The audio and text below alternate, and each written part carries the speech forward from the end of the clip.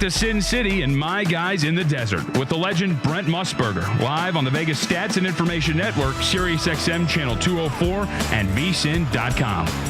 Welcome back. It's My Guys in the Desert here on VSiN. Thank you so much for being with us. People are transitioning right now. If you've been playing a lot of college football or NFL football and now you're going, well, that's gone. And as much as I love whatever the new football league is, the AAF, it's the AAF or AFF? It's the Alliance of American Football. AAF. As wonderful as that is, maybe I should start thinking about playing some NBA. And it's a much different process when you're betting NBA, mostly because it just moves so much faster, right? Mm-hmm. Every week during the NFL season, you've got 1,000 TV shows with 1 million talking heads giving you opinions about what's going to happen in any given game. Mm-hmm. Whereas the NBA is just constantly turning over. There's so many more games, and that makes it more challenging for people to keep up with, including the injuries. Like who's injured, how serious is it? You're not hearing about a high ankle sprain for 3 weeks if Le'Veon Bell goes down like you are in NFL programming. So, Vinny, you first. When you see a lot of your clients approaching NBA betting, how do they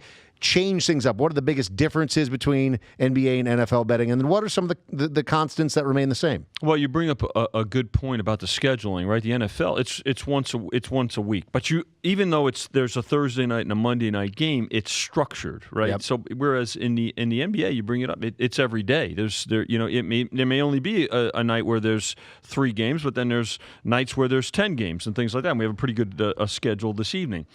The other part of it is you got to break it down into kind of 2 main groups, if you will. So there's the general public who's saying, you know what, I've got to gear myself or re-gear myself, if you will, from NFL betting to now NBA betting. But then there's the professional side of it. Look at a guy like Aaron Renning. Aaron Renning's been following the NBA all season long, even before the season.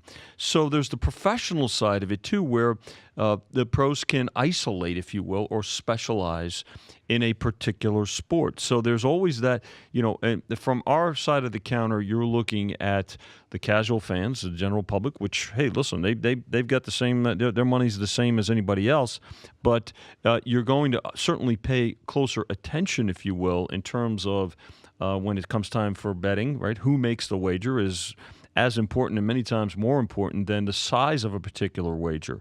So you've got the general public side of things, a casual fan, great. You've got the professional side of it, that's also great, but you've got to discern between the two from our side of the counter, Duane. Right, and that's what's so important about knowing your clientele from our side of the counter.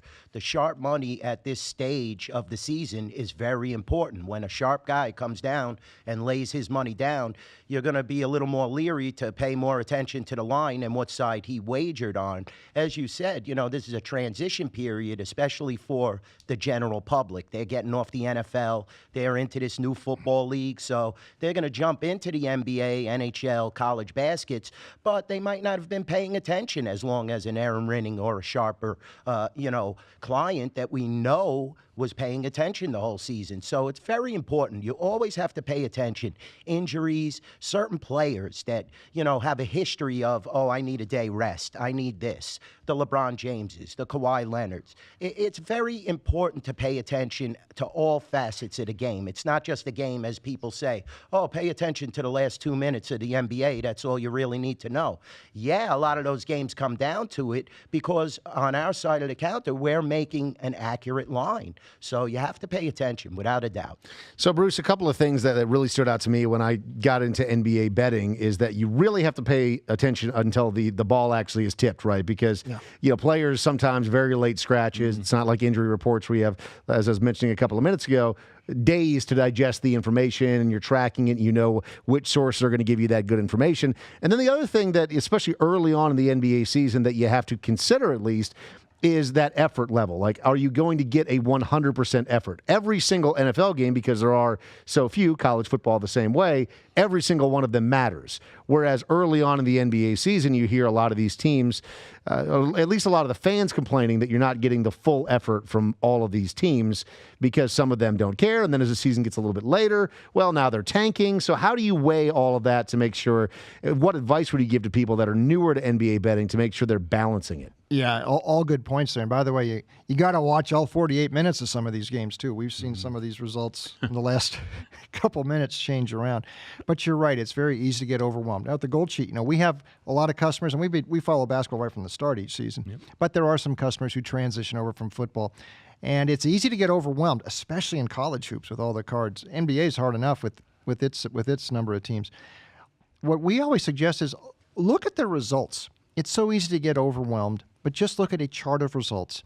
And you can find things, you can find trends just by perusing over recent results. For example, you look at the totals, this really happens, and you see a lot of trends continue in the NBA on totals. The last month, look at a team like Sacramento. I mean, they've had 2 overs in their last 17 games. It's been under. And it's right there in front of you.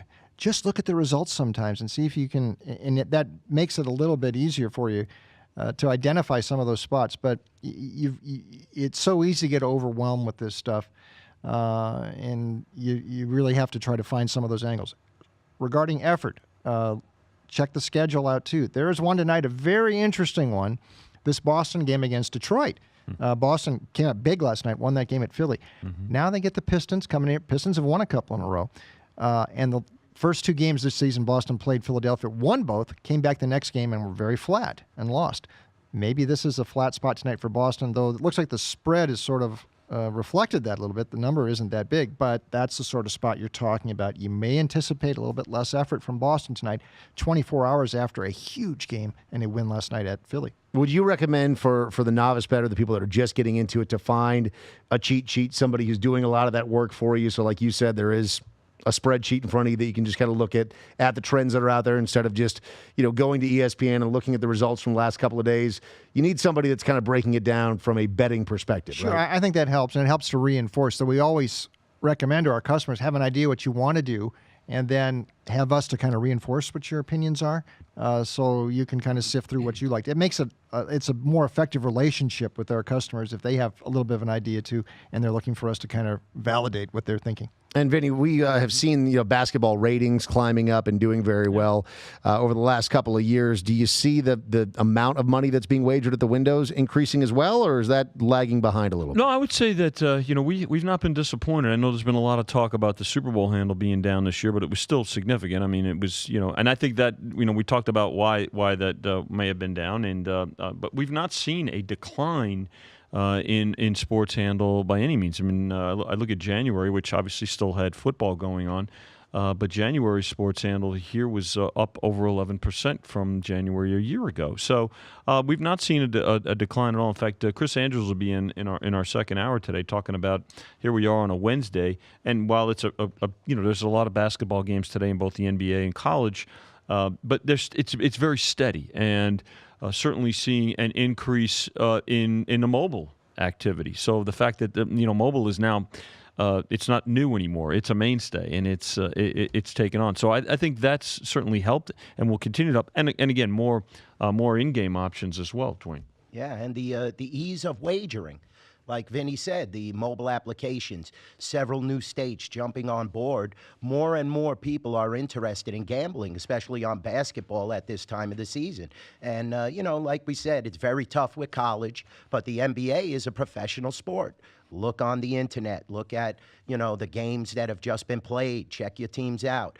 It's very important to gather all the information that you can when you're wagering on these games. But there is no decline, as Vinny said. There is just more and more interest and more handle out there, and it's fabulous. I mean, it's great that everybody is getting into gambling on different fields, whether it's NASCAR or soccer or football. Everybody's spreading it out, and as it becomes more universal, it's better and better for us as bookmakers.